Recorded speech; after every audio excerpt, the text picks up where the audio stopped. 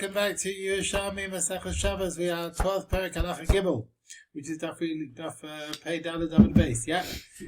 A reminder for the Torah Time fundraiser for American President's Day. Somewhere above there on my page, you'll see a link towards my page. If you want to help in all this, then get involved. Halacha gimel. The person who writes two letters on Shabbos, maybe whether it's right or left. Whether they're the same letter, or different letters. So whether they are not really two known letters, but they are sort of two pictures, or something which can use as a sign, maybe some sort of abbreviated sign. In any language, chayav one is liable.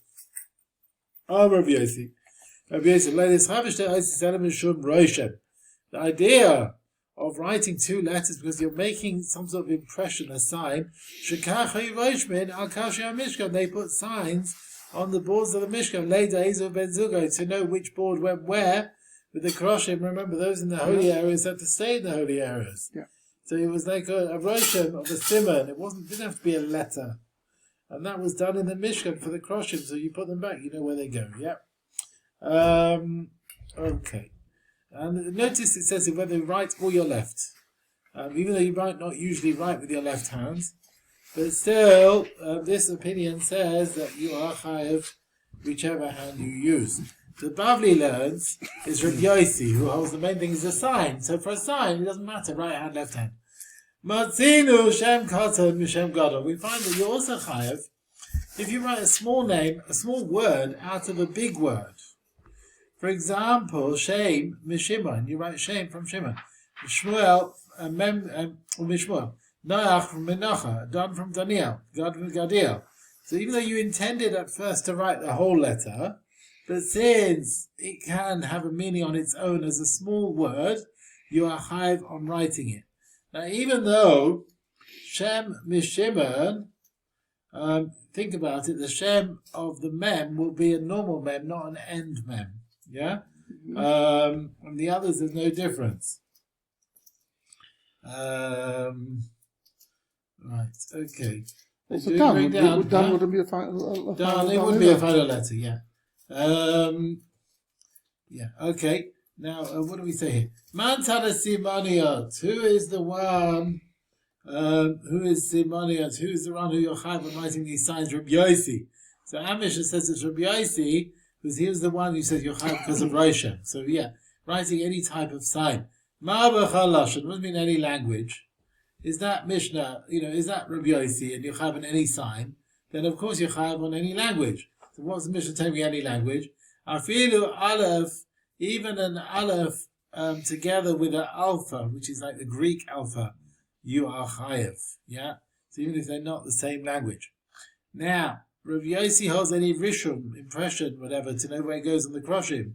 Achash loima, shema. Now, don't you think maybe when you put the beams up, yitin shalmaton, you might put the bit that goes down below, lemala, now you'll put it upright, and shalmala, lematan, that which was up, you'll put down.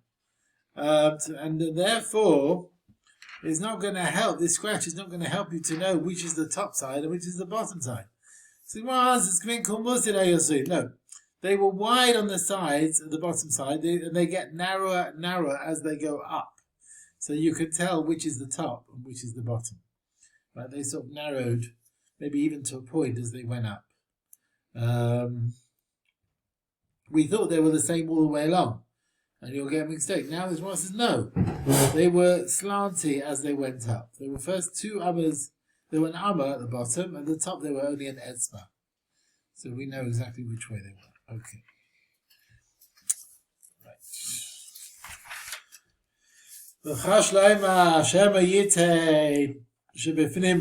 But maybe you'll put the side which is meant to be on the inside outside, the other way around. No, you had rings where the poles went, and there was no way of mixing them. But maybe you'll move those from one side to the other side. Look, the signs were written on the kroshim at an angle, and they started on a high side, and as they went down, you couldn't start mixing up the sides. But Yachlif, But what is the problem if you move the beams of one side to another? What problem is there? You have to set up the Mishkan as its law. There's a law for wood. Ela means if it was in the north, it stays in the north. But in the south, it stays in the south. So everything had its place. Yeah. Now, Elaine, Rabbi said, we've got some stories here, which you may remember we had in Hurrius not that long ago when we threw in Masechet Hurrius. Do you remember that? Elaine, Rabbi Shel Pazi. There were two families. They would receive the Nasi every day and ask and greet him every day. Rabbi Osha got in there first. Lucky people. They used to go first. So Bapazi, they made a shidduch with the Nasi. And they thought, right, now one of our family is marrying one of the Nasi, we want to go first. They wanted to go first. Ishta'ala, they asked Ravimi, is it fitting now we can push Rav Osha? Let's just push him right back and we'll go in first. Well, Ravimi said back, why does Mishkan? You have to set on the Mishkan. There's a law for wood. Eliezer goes on and asks Musavin, he does Musavin. But Dovid does Madar. Everything in its place. And here as well, since they go first, that's how they're going to carry on going first. Terrain Zion have a Sipori. There were two families in Sipori, Balvataya and Paganaya. Havashami Shlami Denisya, but again they would greet the Nasi every day. Balvataya and Kadmai, enough Kadmai. And the Balvataya excuse me, would go in first and come out first. They merited to learn Torah now. Asked by Melchadamai, they wanted to go first. Who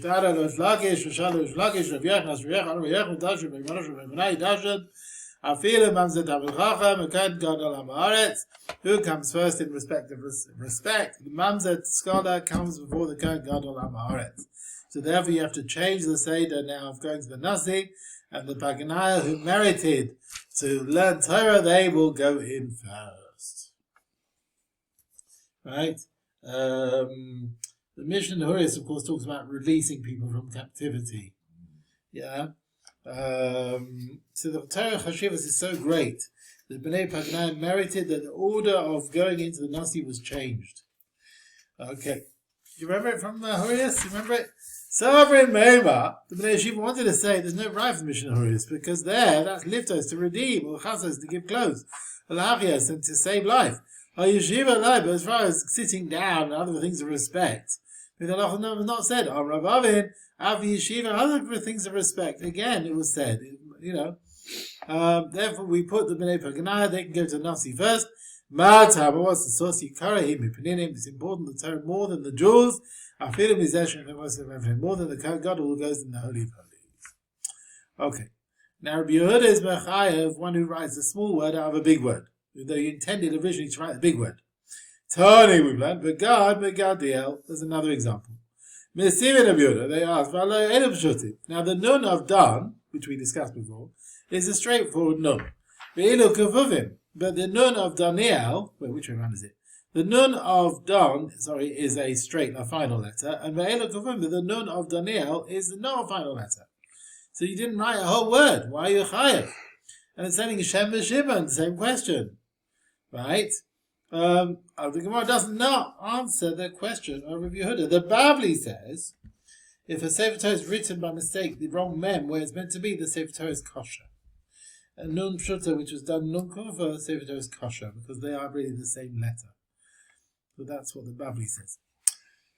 Now, two letters of a short name where they're not the same. Okay. Two equal letters from a long word. And they are worded in their own right. Which is like a bracelet. Two letters from a long word. Anyhow, even if they two don't join up for a word. But if they are the same, even if they join up, you are potter. It comes out. There's a kula l'chomer Rabbi Yehuda, comes from the Rabbanon, and also the Rabbanon. Kala to Rabbi Yehuda, there's a leniency in the Chachamim as against Rabbi Yehuda.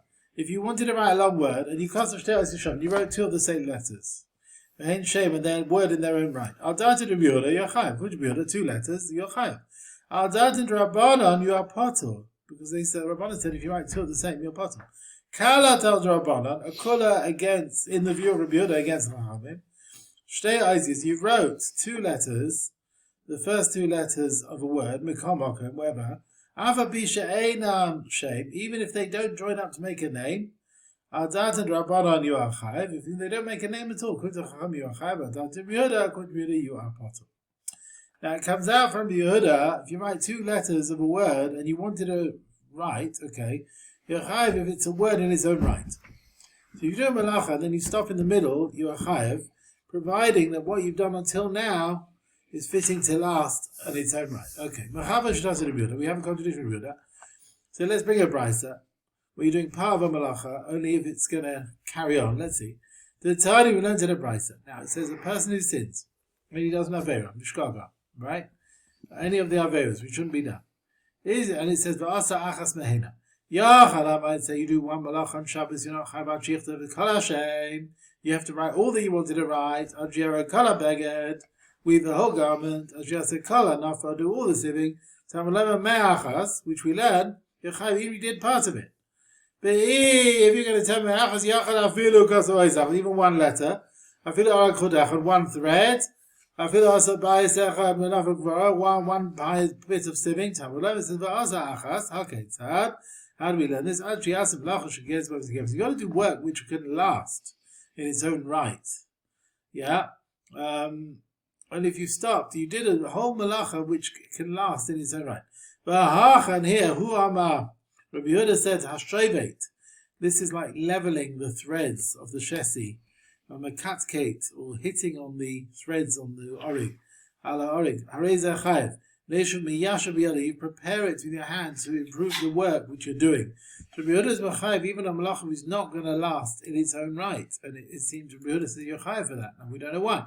And the Gemara does not answer the contradiction. It seems these malachas, you don't do them elsewhere on their own right. They're only supporting for the malacha that you're about to do. Alright. Alacha dalet. You write 2 letters in one period of forgetfulness, you are chayiv. Kosa b'dyoy, with black ink, besam, which is sort of a yellowish dye, besikra, which is sort of reddish dye, bekumos, with sort of the sap of a tree, we use for dye, over kalkantus, a black dye, anything makes an impression. You write on 2 walls of the house which are near each other in the corner.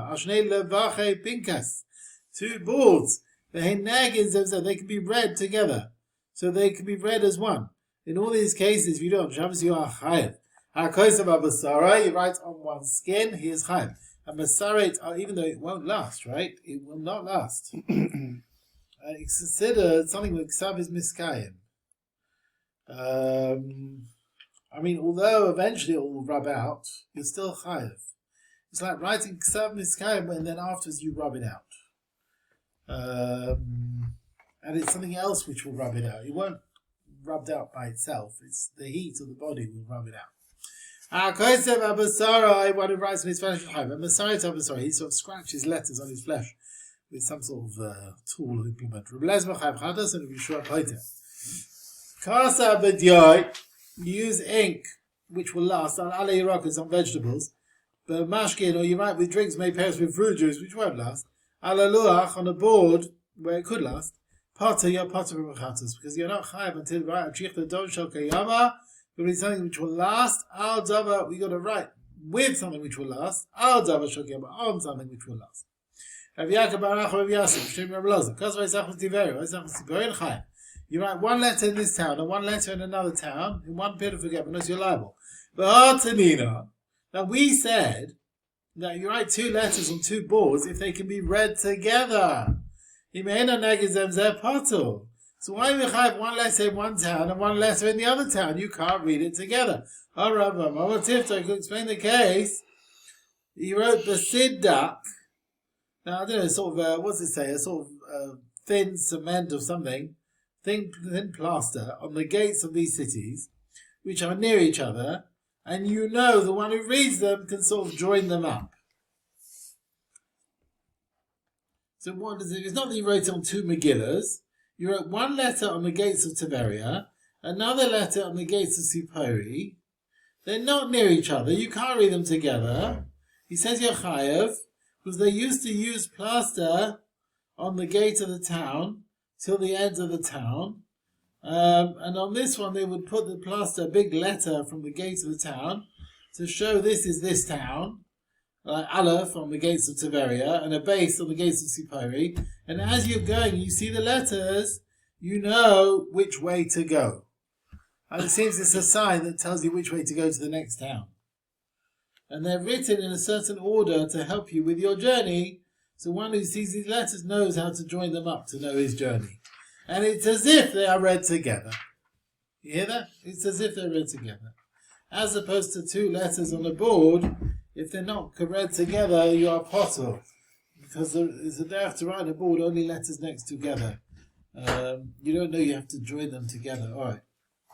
The Gemara in Bavli asks on this, like the Gemara says, but wait a minute, you've got to read on them, you've got to read them together.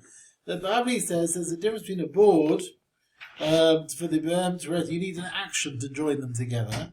You've got to cut the thing off the board which separates it, and I don't know, therefore they don't join up. But Tiver and Sipori, you write it on an edge of the cloth, and the only thing preventing you read them together is the distance. Distance is the only problem. That it's not. It was like one piece of cloth, but it's a distance problem.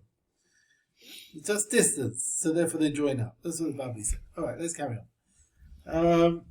Aiden, that where we are? Yeah. Now, you write with black ink on the letters which are written in red, or red on other letters with black. Eidim Sheni Eidim Lachta. Look, they don't know how to sign their names.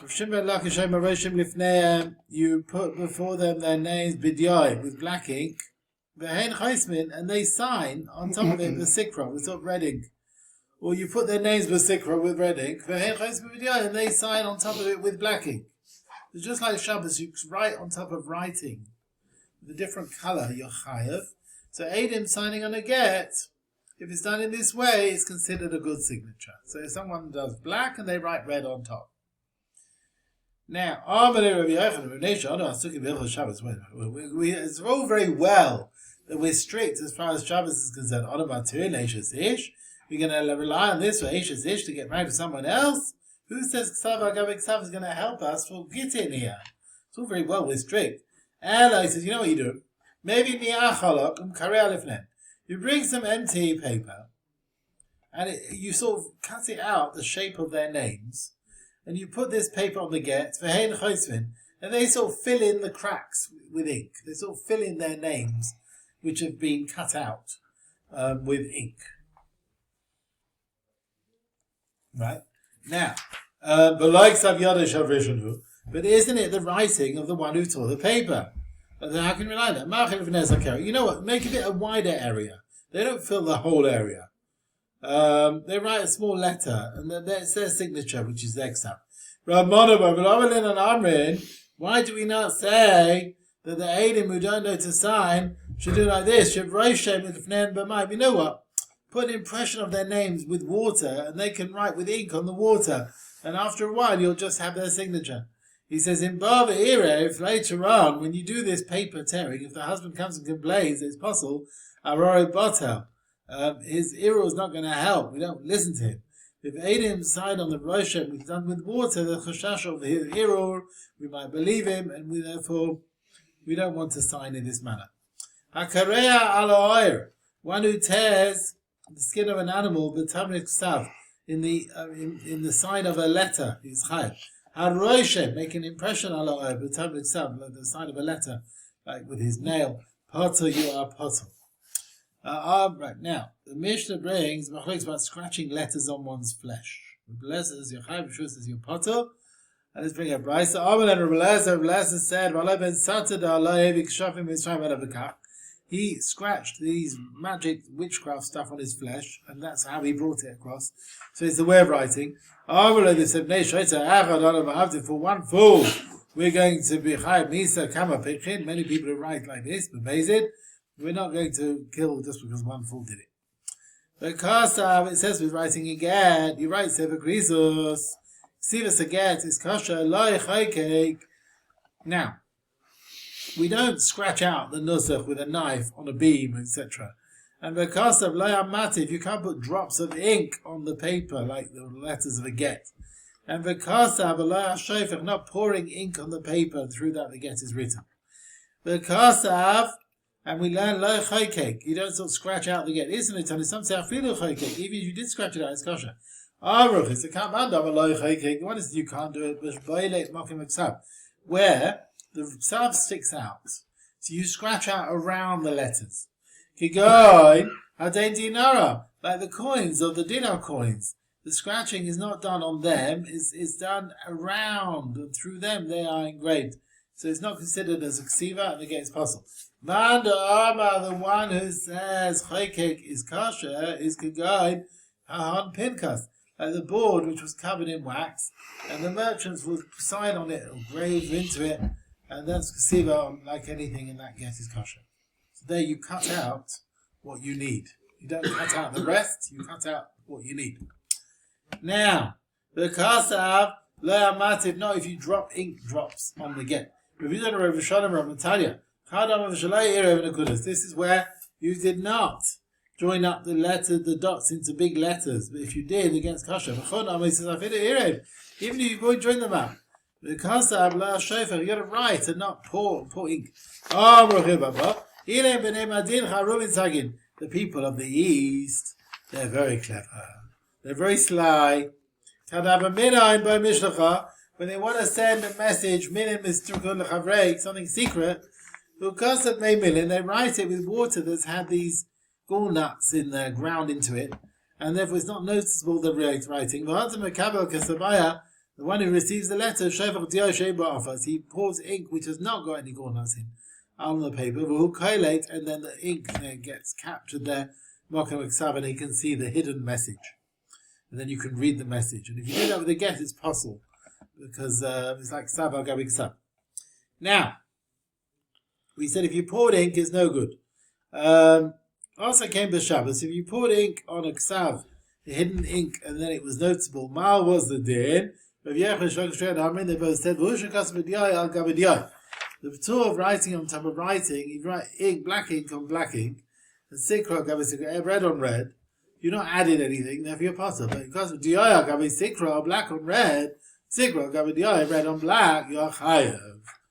Right? It's a separate ink, separate writing. So if you pour ink on a ksav nista and you uncover it, you're chayav, because the ink which is poured is noticeable on the writing which wasn't noticeable. Black and red. Rav Yisrael of Shashim Shem Rabbana de Taman Chayav Shtayim. He says if you write black on red, you'll chayav twice Mishum Meichek, because you're rubbing out the first letters which were there, or Mishum Kosem for writing the new letters out there. Halacha. Hey. Kasam Memashkin May Paris. You write with liquids, drinks, fruit juice, Avak Grachim dust, Avak Sofrim. This is again the ink, the leftovers of the ink that's left over from the quill. Anything in the word last year apostle, but the Chacham still forbade it. Now, la'acha yado, like the back of your hand, baragla with your leg, bapiv, ma'peka with your elbow, your mouth. You wrote one letter next to writing that's already there. Writing on top of writing. This gabe left a ches, you wanted to write ches because of shnei zayin, you wrote two zayins. Echad ba'aretz, like you wanted to write one in the land, at the bottom of the base, ve'echad ba'kora, and one at the top of the house. But one of the, let's say, the bottom of the house, one at the top of the house. Or ashnei kos ve'abayis, you write two letters on two walls which are not near each other. Ashnei dapi pinkas, two boards. They're not read together, then you are potter. Because one letter which is like an abbreviation of something. You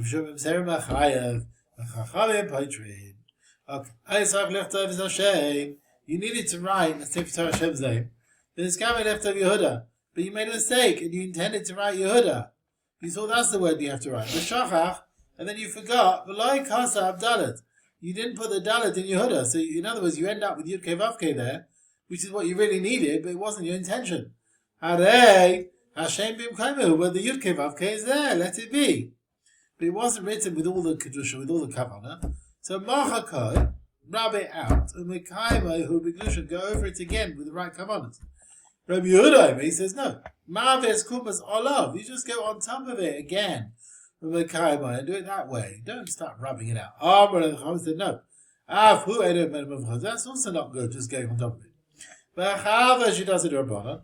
We got a continuation of Chachamim who argue on Rabbi Yehuda. Tamar, in Imrim, they write Ksav on top of Ksav, and Ksav is no good. So you do that on Shabbos Yapata. Hacha, they're saying right on top of it. Hacha in Imrim, the Ksav agav Ksav, Ksav hu b'di'eved, because they say, it's not Minam Movcha, but it's basically just right on top. So the Gemara says, Chachamim were going, but Shitasa Yeshiva, they were speaking to Rabbi Yehuda. According to you, Ksav agav Ksav is not Ksav. And it sounds like it's with the Eved, that's according to Yehuda they're answering.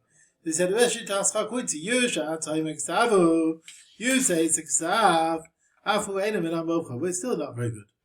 So we don't start paskening, just to go over the letters, just rub it out. Rabbi Yaakov has Avtiv Shem Rabbi Olam. Okay, he didn't say this. Ela, he says, Muhammad don't say to Tanya Karamah. The Tana Rishon, the Chachamim, there's a contradiction. Tamanu, Amar, there he says, Eina min Amuvcha. Ksav, not very good. But Kosav, if you did it, it's Kosav. Ksav, it's valid.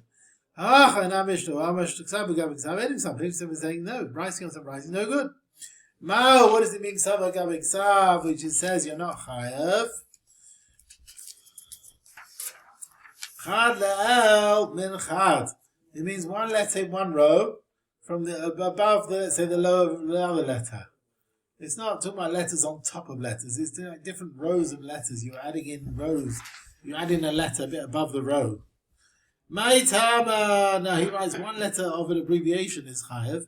Ma'itama Lusha Belevi. Ma'isachas from one letter. Adlamed Kamaz. You can learn many things from one letter. Okay. Akal Alacha. Well. Two letters and two periods of forgetfulness. And then you've, right? One in the morning, one in the afternoon.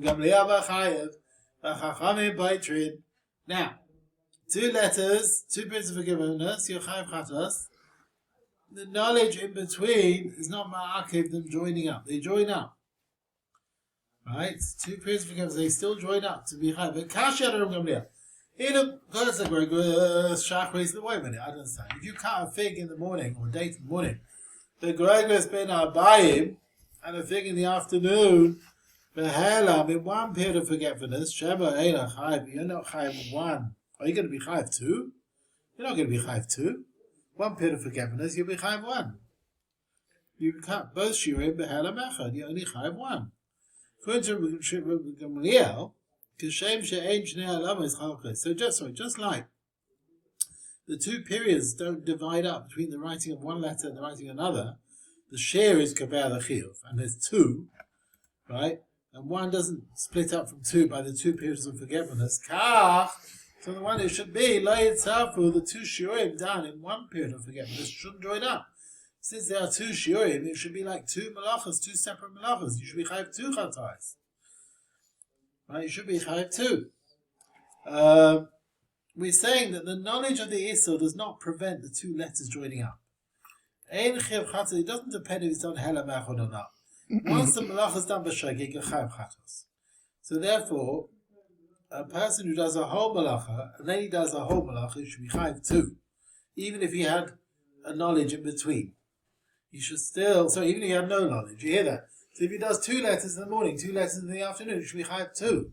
Because two letters in the chayav. Even if he had no knowledge in between, then it was forbidden. Right? Your chayav chatas is usually with the idea, not at the time of doing the malacha. Okay. So let's see what we got here. Geshem, kachlei savri. Yeah, is that what we are? Rabmana malasta. He said it without saying any names. Rabbavam shemu yechnu. Tamadam gamliel tamam. Why he holds ein yediyah lachatzi malacha? Basically, you done half a malacha, yediyah doesn't separate it from what's coming next. Now you find out that's not enough to split it up from what's coming next. So it joins up. It's only if you do a whole malacha, then yediyah stops it. And then what's next is new. But if you do half malacha, the fact that you know or not doesn't stop this half joining up with what's coming soon. So yediyah after chatzi sheh is not a yediyah to divide between two actions. So the idea between writing two letters is not machalik between them, and they join up for chiv chatos. But also he holds, if you do a whole malacha, then you do it again, you had no yediyah, he says you're chayav one, because there was no yediyah to divide it. Now, if he holds that any yediyah lachatzi shir, so can we explain it like this? Shall we say, if there's no yediyah for half a share, so similarly, if you ate a forbidden food, ein zadon lachatzi zayis. Based on what we said, knowing anything which is not roi to be a chayav is not a knowledge. So let's say you do an aver of amazed. If there's nothing, there's punishment. Then the idea is not really the idea. There's no aver of amazed. So let's say, let's do an example here. You ate half an olive intentionally. Half an olive b'shogeg. Do the two halves join up? It's talking about forbidden food, yeah? Do they join up for chatas? You could say, look, the first one, Bezada, b'mezid, I didn't have enough. It's not eating at all. And we can join it to the second half of Zayis, which was shogeg b'chayav chatas. Maybe we should suggest that. Or we say the first half was b'mezid, then maybe it can't join up. So can the first half, which was eaten b'mezid, join up with the second one? I'm afraid the Gemara does not tell us the answer. Rabbi Elazar, Perek 13. Perek 13. Rabbi Elazar, what? Hadron. I didn't say Hadron. Hadron Achabah. Rabbi Elazar, Perek Shalosh Chotzin. Right. Rabbi said this Perek will get you in stitches. Perek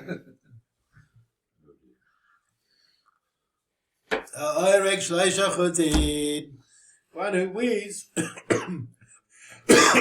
3 stitches. In, back, in. 3 stitches. Betchela, beginning of a garment. You put the weft through the woof, is it? The arrow between the chessi 3 times from one side to another, back and forward and back. Well, echad, you add 1 thread on an orig, on something that's woven already. You bring the orig once from side to side. You are chayav. Whether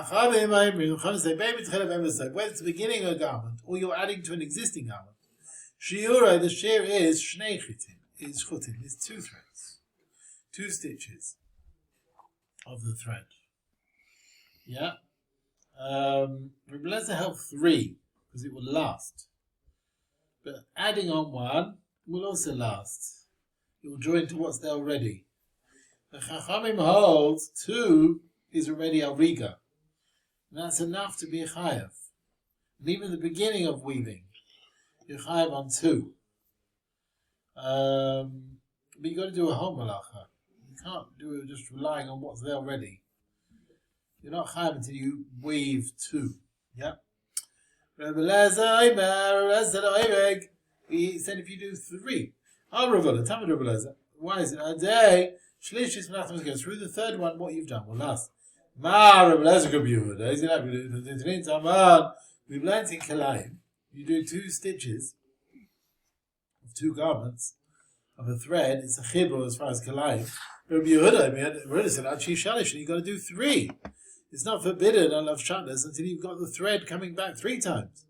So it seems, and these other garments also join up for Chaim. So Rabbi Elazar, our mission says, you do 3, fits in like Rabbi Yehuda in Chaim, who says 3 stitches is considered a connection. The reason Rabbi Elazar in our mission is because Alidei, Shlishi, through the 3rd one, your job will last. But as far as Kalayim, Rabbi Yehuda holds 2 will last, but it's not a chibur as far as Kalayim, because Pachos Mikan, less than 3, Mistate, he will unravel. So Kalayim, you need a stronger connection, which won't come away so easily. Now, Rabbi Elazar requires 3 stitches at the beginning. Yeah, let's start. Now, based on this, Ashkenaz Rabbi Elazar, it comes out that according to Rabbi Elazar, Pa'amim, sometimes you're not chayav unless you do shlosha, 3 threads. And that's b'tchila, the beginning of a garment. Pa'amim, there are times, Shnaim ways 2, where you add 2 to 1 that's there already. One was there already. But Pa'amim echad, and sometimes you're chayav 1, Al Gavi Shnaim, Arugi Meswan, if you add it to 2 that were there before. Rabbalah, the Kishri Rabbi, they said, Mao, what does it mean? You're doing echad ala orig, 1 to the orig el chayev. Does it mean one thread, echad agabe shnayim, like 2 threads were there from yesterday. But maybe only by adding echad agabe shlosh, maybe you have to add 1 to 3, which were there before. Rabbanah da'achamri, the chachamim here, the chachamim in Galil, they said, even echad agabe shnayim, you're adding 1 to 2. If you had a garment to weave, but in the beginning, until you get to the final thread, you're not chayiv until you do 2 threads. But in the end of the garment, you're chayiv din kosher, even the smallest bit. If you do 2 threads on a rim, which is on like the back of the garment, that's on the outer part of the garment below, some sort of hem of some kind, afilu kosher, even the smallest amount, like a finger breadth, malay hasit, you are chayiv. Because they're very narrow threads and they have importance even less than malay hasit, even the small bit. Lamar Dovid was a compare. Silsul cuts into a small belt, where you sew into it even 2 threads of Harav al roch of shlosh batim by 3 threads, that you are liable. And that's the width of this garment. Of a nevesh maseches. Now, the Harav threads, which go through the shesi threads, but they've not yet been sort of put in the Harav, not been tightened, and you want to add Harav more additional threads, then the shear is commanded b'tchila, like the shear which you're chayav at the beginning of the process. So you'll need 3 threads. Of course, you'll need 2. It's not like adding to an existing one, where even 1 thread, because here the Harav is not yet been tightened, it seems. You're adding threads, but they're not being tightened in place. So by adding threads, you're not moisif ala orig, you're like starting afresh. And as far as the sort of garment which is done, it's used as a sort of sample to make other garments. It's not really a finished product. It's some sort of template which you use. If you added a thread, even at the end of the process, ka'orighu is like adding threads in the middle. You're not chayav unless you add 2 threads. It's not the same as finishing a garment, where the Chaim say you're agreeing, you're chayav, even by a small amount, because that's the shlama, finishing of the malacha. Because this thing here, the last thread is not really completing a malacha. You need to cut other threads and so on for the right measures. It seems you use it for other materials, you see. But which is like a woman's scarf. If you add a thread, I feel it was so, even at the end of the process, ka'oroku, it's like adding threads in the middle. Again, you're not chayav unless you add 2 threads. And heaven agrees, because of his Hashem, that if you write 1 word, that you're not chayav on adding a letter in the middle of the word. Ad shosha yashlim. What does this mean? You're not chayav on adding a letter in the middle of the word. Ad shosha yashlim. Until you finish the word. So by adding a thread to orig, Rebbe says you're chayav, even 1 thread. Adding 1 letter in the middle of a word, you're potter. You didn't finish the word. Yeah, 1 letter is not chashivas as far as writing is concerned. Because of Isaac the Hashem Hashem, if it's 1 letter to finish a word, or Isaac the Hashem Sasefer to finish a sefer, then you are chayav according to everyone, because that's considered significant.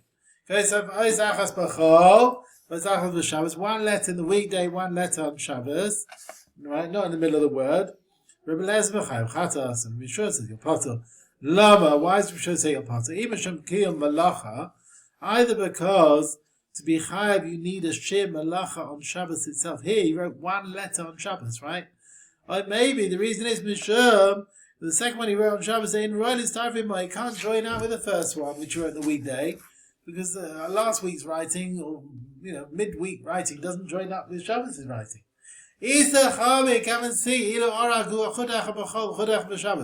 You weave 1 thread weekday and 1 thread on Shabbos. Shema, of course you're part of. Now here, Shema, are you going to tell me you're not chayav on the threading because ain't a right it's tarvim?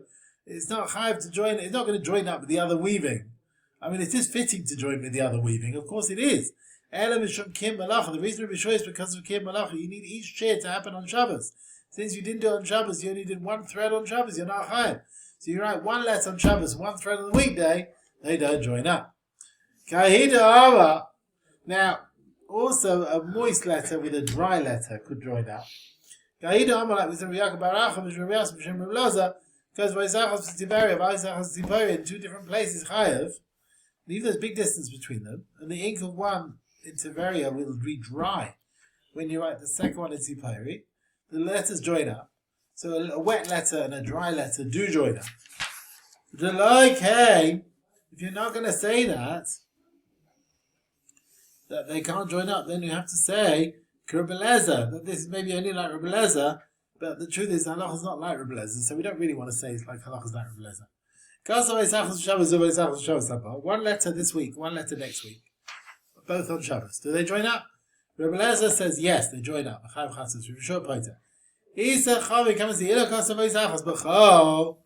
You write one letter a week that goes out of Shabbos.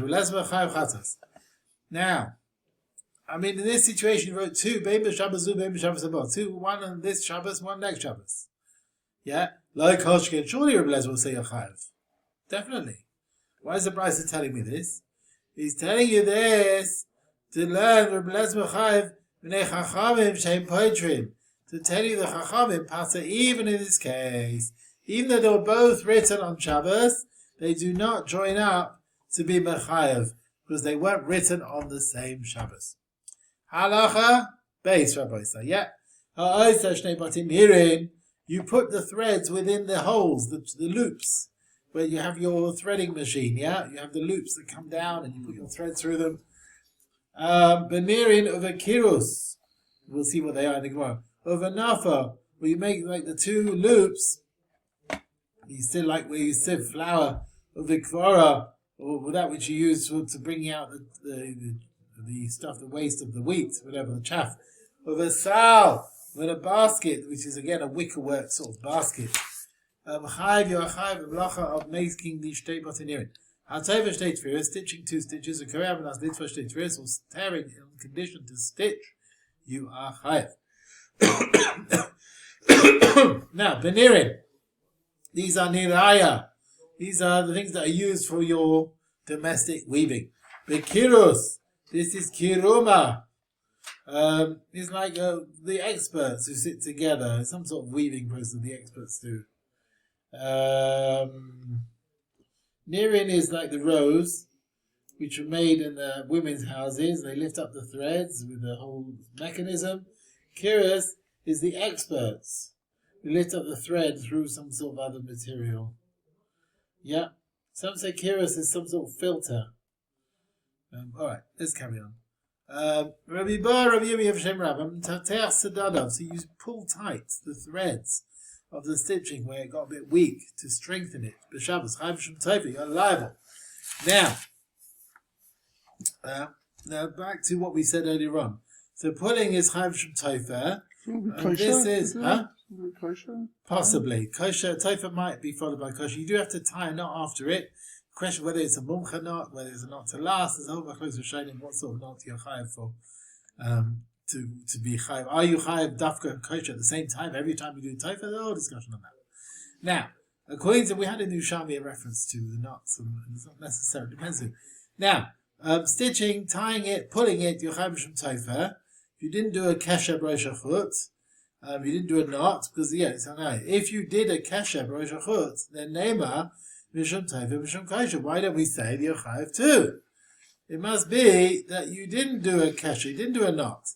So you don't need a knot at the edges to be over on the melacha of Tova. So, again, when I spoke about this once, and basically if you hold like the Rishonim, remember the Rishonim what a kesher and a Torah is. Some say it must be a craftsman's knot and it must last. Others say no, it must last is enough to be chayiv. It doesn't have to be a craftsman's knot. So according to some Rishonim, you could do a knot that will last, but it's not a craftsman's knot. You're not be chayav and kosher, right? According to others, no, it will have to last, and even without being a craftsman's knot, you'll still be chayav. In which case, you'll be chayav. Okay, Rabbi Sai, we will stop here. To be continued.